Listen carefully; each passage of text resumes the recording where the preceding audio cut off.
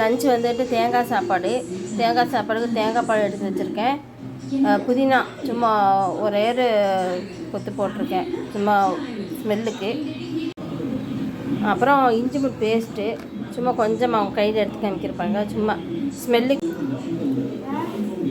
இப்படி எடு, நான் சொல்லும் போது எடு. ஒரு கருவேப்பிலை முழு கொத்து,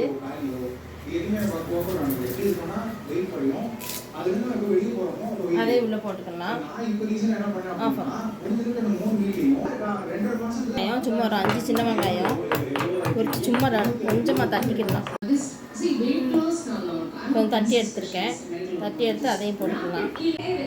நல்லா ஒரு ஸ்பூனு மஞ்சத்தூள் போட்டுக்கலாம். இப்போ நம்ம ஆக்க போகிறதுக்கு மஞ்சள் கலர் சாப்பாடு போட்டுக்கலாம்.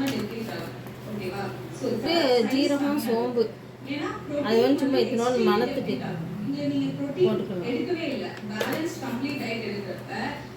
கிராம்பு 2 போட்டு மிக்ஸ் பண்ணி, ஏலக்காய் எல்லாம் மிக்ஸ் பண்ணி போட்டு வச்சுருக்கோம். அந்த பவுடர் வந்து சும்மா கொஞ்சம் போட்டுக்கலாம்.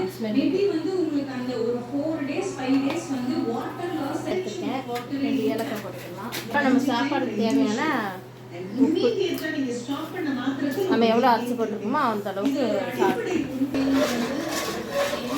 எல்லாம் போட்டு நல்லா மிக்ஸ் பண்ணி விட்டுட்டு ஸ்டவ் ஆன் பண்ணியாச்சு.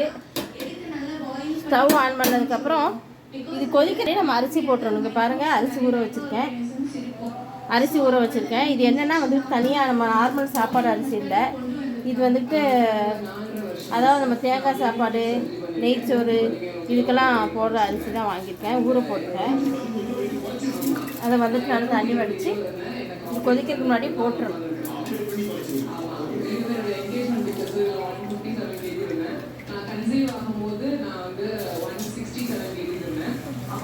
நாங்கள் என்னென்ன வச்சுருக்கோன்னு பாருங்கள். கருவாடு குழம்பு, தேங்காய் சாப்பாடு, முட்டை.